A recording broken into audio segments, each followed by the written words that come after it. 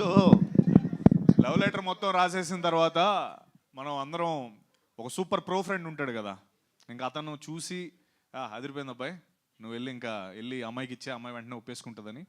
ఆ ఫ్రెండే మహేష్ సార్ మనకి చూసి ఆయన మొత్తం అంత సినిమా అంతా అయిపోయిన తర్వాత చూసి yes this is a love letter to Telugu cinema అన్నారు. అండ్ నువ్వు ఆగా నాది ఉంది ఇంకా ఆగు కంప్లీట్ చేయాలి.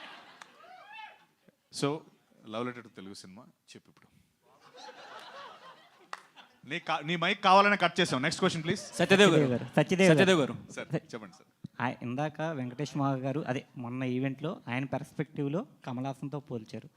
మీకు మీ పెర్స్పెక్టివ్లో మొత్తం అదంతా చూసుకున్న తర్వాత ఫైనల్ కాప్ మీకేమనిపించింది డైరెక్టర్ గారు?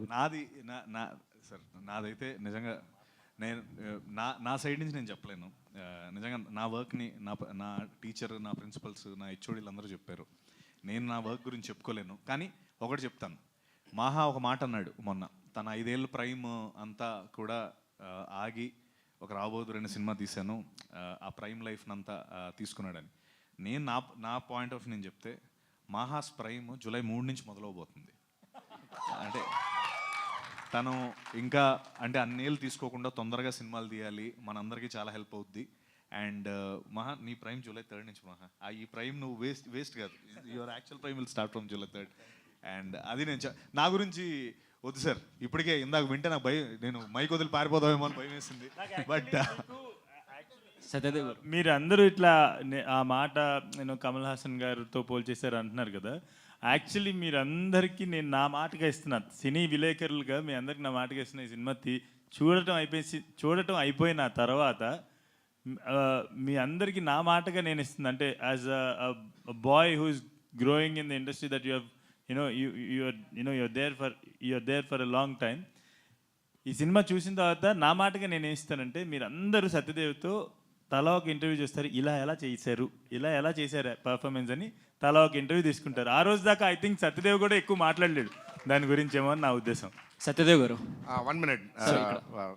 Only 3 words I'll speak, no time. Rao Bahadur, a Maha Chitram is a Maha Charitram. A Maha Charitram అవుతుంది. My best wishes for నేను యాక్చువల్గా ఏ మెగా చిత్రం మహా చిత్రం అవుతుందండి. Will all meet for the success meet very soon. Time లేదని చెప్తున్నాడు, 7:30 అయిందని. సో సత్యదేవ్ గారు ఇక్కడ హాయ్. సో బేసిక్గా ఏంటంటే కొంతమంది హీరోస్కి వాళ్ళ సినిమాలు ఏవైతే ఉంటే వాటితో గుర్తింపు ఉంటుంది. లైక్ ఇప్పుడు రామ్ చరణ్ గారు అనగానే మగధీర అని, ఇప్పుడు అల్లు అర్జున్ గారు అని పుష్ప గారు. సో మీకు ఈ మూవీ రాబోదురు అని చెప్పొచ్చా సత్యదేవ్ గారు? అంటే 100%. అంటే నన్ను అడిగితే నా రాబోదురు సత్యదేవ్ అని ఏమైనా ట్యాగ్ రావచ్చేమో. అంటే ఆల్రెడీ మహా ఒక ఏదో ఇచ్చాడు నాకు. But see it's very easy, అది దాని పెద్ద ఆలోచన కూడా ఏం లేదు. రాబోదురు అనే ఫిల్మ్ నేను ముందంతా చెప్పేవాడిని, pre Jyothilakshmi and post Jyothilakshmi నా కెరీర్ అంతా. ఎందుకంటే దాని ముందంతా నేను చిన్న పాత్రలు చేశాను.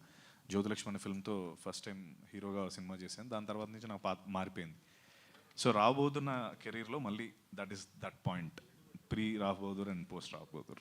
మీ డైరెక్టర్ గారి యాక్టింగ్ గురించి చెప్పండి సార్. ఆయన చాలా బాగా యాక్ట్ చేస్తారని తెలుస్తుంది. ఈయన ఎరగొట్టేసాడు. అదే Mahesh sir special mention.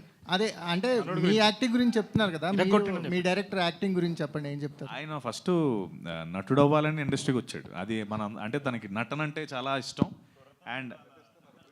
And so అది ఆయనలో చాలా ఉంది. అండ్ ఇప్పుడు ఆ పాత్ర ఒకటి స్పెషల్ పాత్ర ఒకటి ఉంది సినిమాలో. మీరందరూ అసలు మామూలుగా పొగడరు, దాని తర్వాత చూద్దరు కానీ చితకొట్టాడు. వెంకటేష్ మహా గారు సార్, అంటే సినిమా మీద రోజుకి ఎక్స్పెక్టేషన్స్ చాలా పీక్స్లో ఉన్నాయి. ఒకసారి కొన్ని సినిమాలు సైలెంట్గా వచ్చి హిట్ కొడితే, కొన్ని ఎక్స్పెక్టేషన్స్ ఎక్కువ ఉన్నా కూడా జనాలకి ఏదో పాయింట్ అర్థం కాక కొంచెం రిజల్ట్ అటు ఇటుగా ఉంటుంది. సో ఇప్పుడు రాబోదురు విషయంలో ఆ టెన్షన్ ఏమైనా ఉందా మీకు?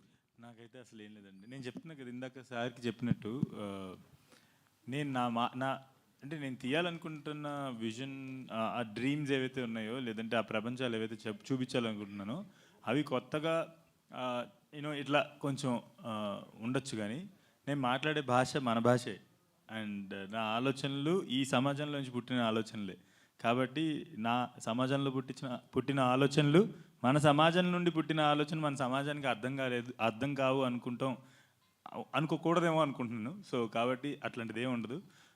రెండోది ఎక్స్పెక్టేషన్స్ గురించి వచ్చారు కాబట్టి సినిమా చూసాం కాబట్టి, లేదంటే అందరూ ఆ సినిమా ఏంటనేది నిన్నటితో తెలిసిపోయింది అందరికి, చాలామందికి. ఇప్పుడు even our Eshwaran also watch the film కాబట్టి అందరూ కూడా కాన్ఫిడెంట్ చెప్తున్నారు. నేను అదే చెప్తున్నా, expectation is to watch something. Mahesh sir మాటల్లో చెప్పినట్టు మునిపెన్నట్టు చూడని విధంగా మీకు తెలుగు సినిమా చూస్తాం, ఖచ్చితంగా చూపిస్తాం. అది మీరు థియేటర్కి వస్తే అంత సార్ చెప్పిన విషయం ఇక